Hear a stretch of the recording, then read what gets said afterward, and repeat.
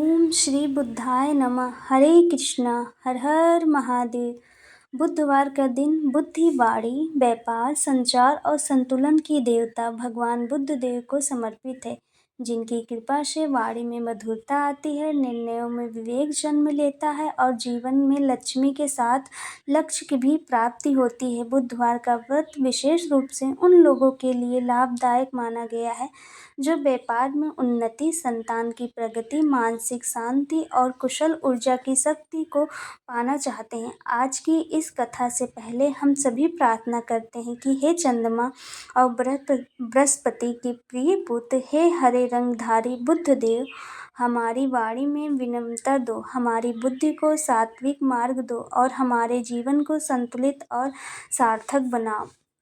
जो भी भक्त बुधवार के दिन इस व्रत को करता है और कथा को मन से सुनता है, उसके जीवन में सुख समृद्धि बनी रहे। आइए प्रारंभ करते हैं बुधवार व्रत की पावन कथा और सबसे पहले सुनते हैं गणेश भगवान की प्रिय कथा।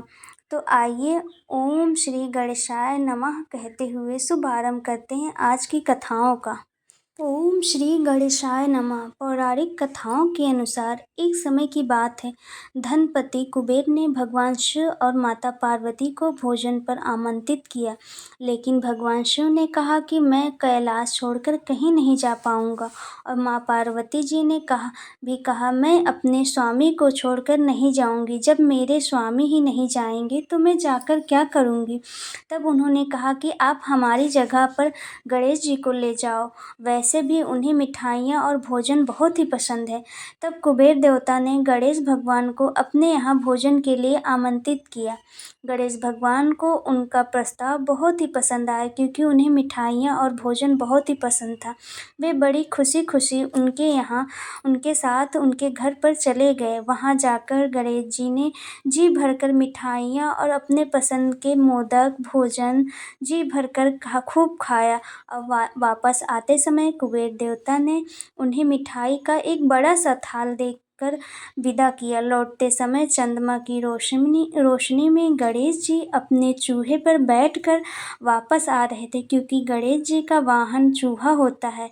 लेकिन ज़्यादा खा लेने के कारण गणेश जी बड़ी मुश्किल से अपने आप को संभाल पा रहे थे। उसी समय अचानक उनके वाहन का पैर किसी पत्थर से लगकर उनका वाहन डगमगाने लगा और गणेश जी अपने आप को संभाल नहीं पाए और मिठाइयों से भरा थाल उनके हाथ से गिर गया। ऊपर से चंद्रदेव सब देख रहे थे। उन्होंने जैसे ही गणेश जी को गिरता हुआ देखा, अपनी हंसी रोक नहीं पाए। खूब जोर जोर से हंसते हुए कहने लगे कि अरे गणेश जी, जब आप अपने आप को संभाल ही नहीं पाते हो तो इतना सारा खाने की क्या ज़रूरत थी, इतना भोजन क्यों खाते हो। चंद्रमा की बात सुनकर गणेश जी को गुस्सा आ गया।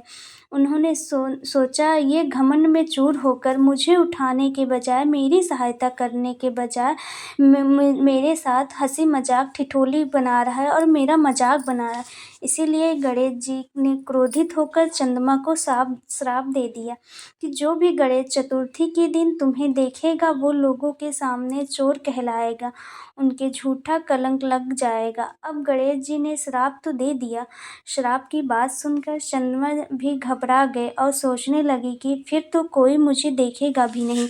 और जब उन्हें अपनी गलती का एहसास हुआ तो वे गणेश भगवान से माफ़ी मांगने लगे, लेकिन गणेश भगवान कुछ भी सुनने को तैयार नहीं थे। बहुत माफ़ी मांगने के बाद जब गणेश जी का क्रोध शांत हुआ, तब उन्होंने कहा कि हे चंद्रमा देवता, मैं अपना दिया हुआ श्राप वापस नहीं ले सकता, लेकिन एक वरदान दे सकता हूँ कि तुम महीने में एक दिन पूरा दिखोगे और एक दिन बिल्कुल भी नहीं दिखोगे। इसलिए बस तभी से कहा जाता है कि चंद्रमा पूर्णिमा के दिन पूरी तरह दिखाई देता है और अमावस्या के दिन बिल्कुल भी नहीं। पौराणिक कथाओं में ऐसा माना गया है कि जिस दिन गणपति भगवान चंद्र देवता को श्राप दिया था, वो दिन भाद्रपद मास की चतुर्थी का दिन था। उस दिन संकटी चतुर्थी थी, इसलिए कहा जाता है कि भाद्रपद मास में पड़ने वाली चतुर्थी के दिन चंद्र देवता के दर्शन नहीं करने चाहिए। अगर गलती से आपने दर्शन कर लिए तो आपके ऊपर भी झूठा कलंक लग जाएगा। प्रेम से बोलिए गौरी पुत्र गणेश की जय। इसीलिए बस तभी से कहा जाता है कि चंद्रमा पूर्णिमा के दिन पूरी तरह दिखाई देता है और अमावस्या के दिन बिल्कुल भी नहीं। पौराणिक कथाओं में ऐसा माना गया है कि जिस दिन गणपति भगवान चंद्र देवता को श्राप दिया था, वो दिन भाद्रपद मास की चतुर्थी का दिन था। उस दिन संकटी चतुर्थी थी, इसलिए कहा जाता है कि भाद्रपद मास में पड़ने वाली चतुर्थी के दिन चंद्र देवता के दर्शन नहीं करने चाहिए। अगर गलती से आपने दर्शन कर लिए तो आपके ऊपर भी झूठा कलंक लग जाएगा। प्रेम से बोलिए गौरी पुत्र गणेश की जय। अब सुनिए बुधवार व्रत की कथा। प्राचीन समय पहले की बात है। एक बार एक मधुसूदन नाम का एक धनी व्यापारी था, जो अपनी पत्नी को लेने के लिए एक बार अपने ससुराल गया। वहाँ वो कुछ दिन तक रहा और फिर उसने एक दिन अपने सास ससुर से अपनी पत्नी को विदा कराने को कहा। किंतु वहाँ पर सब कहने लगे कि आज बुधवार का दिन है और आज के दिन लड़कियां अपने मायके से विदा नहीं होती, यह शुभ नहीं माना जाता। लेकिन वह व्यक्ति नहीं माना और बुधवार के दिन ही अपनी पत्नी को विदा कराकर अपने साथ लेकर घर की ओर चल पड़ा।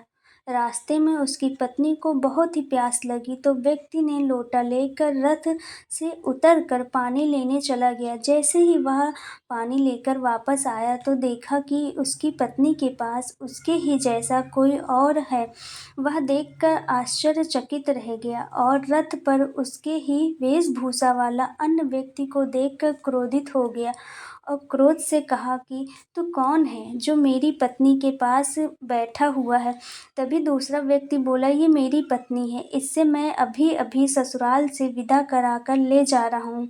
अब तो वो दोनों व्यक्ति आपस में झगड़ा करने लगे। तभी राज्य के कुछ सिपाही आकर लोटे वाले व्यक्ति को पकड़ने लगे। उस स्त्री से पूछा कि तुम्हारा पति कौन है। स्त्री ने कोई जवाब नहीं दिया, क्योंकि देखने में तो दोनों ही एक जैसे लग रहे थे।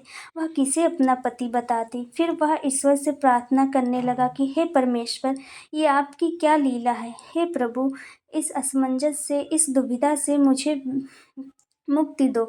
ये आपकी कैसी लीला है कि सच्चा झूठा बन गया है और झूठा व्यक्ति सच्चा। तभी आकाशवाणी हुई कि हे मूर्ख, आज बुधवार के दिन तुमने यात्रा नहीं करनी चाहिए थी, पर तूने किसी की ना सुनी और चल पड़ा। ये सब लीला बुद्धदेव भगवान की है। तब उस व्यक्ति ने हाथ जोड़कर सच्चे मन से बुद्धदेव से प्रार्थना की। उसने अपनी गलती की क्षमा मांगी। तब बुद्धदेव की कृपा से वह दूसरा व्यक्ति, जो उसके ही जैसा दिख रहा था, वह अंतर्ध्यान हो गया। उसके बाद वह व्यक्ति अपनी स्त्री को लेकर घर आया। उसके बाद दोनों ही पति पत्नी बुधवार का व्रत करते, हर सप्ताह नियम और विधि से पूजा करते, पाठ करते और कहानी सुनते और बुद्ध देव से प्रार्थना करते कि हमारे घर में सुख संपत्ति लाइए। इसी कहानी से यह शिक्षा मिलती है कि बुद्धिमत्ता का उपयोग सही समय और सही जगह देखकर करनी चाहिए। मान्यताओं के अनुसार किसी भी स्त्री को अपने मायके से बुधवार के दिन ससुराल नहीं जाना चाहिए। ओम बुद्धाय नमः। ओम श्री गणेशाय नमः। हर हर महादेव। आशा करते हैं आज की कथा आपको बहुत ही पसंद आई होगी।